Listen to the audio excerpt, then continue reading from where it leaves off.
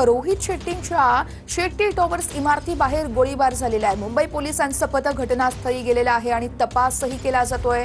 Shetty towers बाहेर 4 round fire झाल्याची माहिती मिळते आहे। प्रकरणाचा सर्व बाजूने तपास केला जाणार असल्याची पोलिसांची माहिती आहे।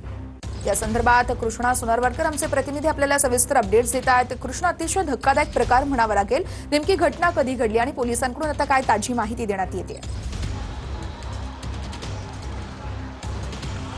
वर्षा, आपण पाहतो की मध्यरात्री हा गोळीबाराची घटना जी आहे ती घडलेली आहे आणि त्यानंतर पोलिसांचं पथक हे तातडीनं जुहू परिसरामध्ये असणाऱ्या शेट्टी टॉवरच्या परिसरामध्ये आलेलं होतं आणि हे पूर्ण बॅरिकेटिंग सुद्धा करण्यात आलेलं आहे आणि पोलिसांचं पथक रात्रीपासून या सगळ्या संदर्भात तपास करत आहे। आतापर्यंत जी माहिती मिळते त्यानुसार पोलिसांनी या प्रकरणामध्ये अज्ञात आरोपींच्या विरोधामध्ये गुन्हा दाखल केलेला आहे आणि तिथून तपासाला सुरुवात केलेली आहे। एकूण 12 पथकं ही वेगवेगळे तैनात केलेली आहेत आणि गोळीबार करणारे आरोपी नेमके कोण आहेत त्याची देखील चौकशी आता पोलिसांकडून केली जाते आहे।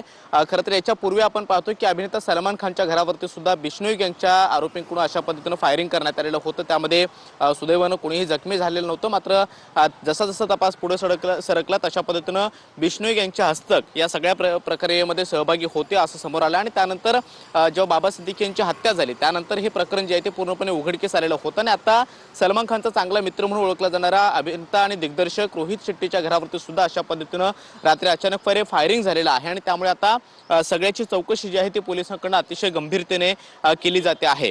या इमारतीच्या सगळ्या परिसरामध्ये बॅरिकेटिंग करण्यात आलेलं आहे आणि शेट्टी टॉवरच्या परिसरामध्ये रात्री गुन्हे शाखेचं त्याचबरोबर स्थानिक पोलिसांचं पथक आपल्याकडून घेत राहणार आहोत। तुर्तास धन्यवाद दिलेल्या या सविस्तर माहितीसाठी।